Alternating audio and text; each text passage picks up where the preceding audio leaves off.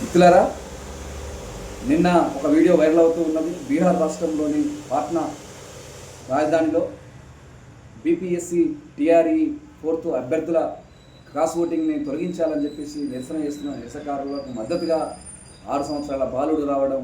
ఆదిత్య కుమార్, 1వ తరగతి చదువుతున్న ఆదిత్య కుమార్ అతని గలం విప్పాడు. గలం విప్పడం కాదు, నిరసన చేశాడు. ఆ నిరసన మామూలు నిరసన కాదు. అతను మాట్లాడిన తీరు చూస్తుంటే మరో భారతదేశంలో మరో భగత్ సింగ్, రాజ్గురు, సుఖదేవ్, సుభాష్ చంద్రబోస్, ఉద్ధమ్ సింగ్ లాంటి మహనీయుల వారసత్వం వచ్చిందని చెప్పేసి అనిపిస్తూ ఉన్నది. ఒక 6 సంవత్సరాల బాలుడు ఈ దేశంలో జరుగుతున్న, ఈ రాష్ట్రాలలో జరుగుతున్న భ్రష్టు పట్టిన విద్యా వ్యవస్థని ప్రశ్నించడం అంటే మామూలు విషయం కాదు. అలాంటి ఆదిత్య కుమార్ గొప్ప పోరాటతత్వం ఉందని చెప్పేసి మనకు అనిపిస్తూ ఉంది. ఆ పోరాట వారసత్వాన్ని ఈ దేశంలో ఉన్న యువత తెలుసుకోవాల్సిన అవసరం ఉంది. జనరేషన్ జెడ్ గురించి తెలుసుకున్న జనరేషన్ ఆల్ఫాలో 6 సంవత్సరాల బాలుడు ఈ విధంగా ప్రశ్నించడం అనేది ఒక గొప్ప సూచిక. ఈ పోరాట వారసత్వం భగత్ సింగ్, రాజ్గురు, సుఖదేవ్, సుభాష్ చంద్రబోస్ లాంటి వారసత్వంగా మనం భావించాల్సిన, అల్లూరి సీతారామరాజు లాంటి ఒక వారసత్వంగా మనం భావించాల్సిన అవసరం ఉన్నది.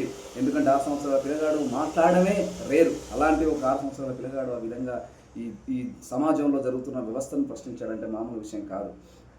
కాబట్టి నా పిల్లలు ఉన్నారు, నా పిల్లలు అతనికన్నా చాలా పెద్ద పిల్లలు ఉన్నారు. అయినా కానీ నా పిల్లలకి ఆ స్పిరిట్ రాని పరిస్థితిలో ఉంటాయంటే అతని పిల్లగాడు అని అనలేదు. ఎందుకంటే ఒక ఆదర్శంగా చూడాల్సిన బాధ్యత ఉన్నది. అంత దేశం మీద, రాష్ట్రాల మీద, ప్రజల మీద, నిరుద్యోగుల మీద ఆ విధమైన మాటలు మాట్లాడడం అంటే బుల్లెట్లకు భయపడేది లేదు, లాఠీలకు భయపడేది లేదు అని చెప్పేసి అనడం అంటే అది ఒక పోరాట స్ఫూర్తి.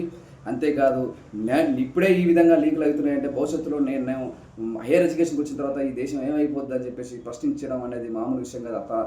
6 సంవత్సరాల పిల్లగాన్ని బీహార్ పోలీసులు అరెస్ట్ చేయడం అనేది చాలా సిగ్గుచేటు. ఈ వ్యవస్థలో మార్పు చేసుకోవాల్సింది పోయి అలాంటి 6 సంవత్సరాల పిల్లగాన్ని అరెస్ట్ చేయడం అనేది అర్థం చేసుకోవాలి. ఈ వ్యవస్థకు ఆల్రెడీ దేశంలో మొత్తం నిరసనలు ఎక్కడికెక్కడ జరుగుతూ ఉన్నాయి. కులాల పేరు మీద, మతాల పేరు మీద రాజకీయాలు చేస్తే ఆగదని చెప్పేసి అంటున్నాం. విచిత్రం ఏంటంటే రేపు 6 సంవత్సరాల పిల్లగాని కూడా పాకిస్తాన్ ఏజెంట్ అంటారో, చైనా ఏజెంట్ అనడానికి ఆశ్చర్యం లేదు. అలా అంటగట్టే ప్రయత్నం జరుగుతుంది. కానీ ఆదిత్య కుమార్ని మనందరం అతని నుంచి పోరాట స్ఫూర్తి నేర్చుకోవాల్సిన అవసరం అది. ఈ దేశానికి ఒక ఆదర్శంగా 6 సంవత్సరాల పిల్లగాడు పోరాటం చేశాడు. ఆ పోరాట స్ఫూర్తిని మనందరం కూడా గుర్తించాలని చెప్పేసి కోరుకుంటున్నాను. ధన్యవాదాలు. ఇంక్లాబ్ జిందాబాద్.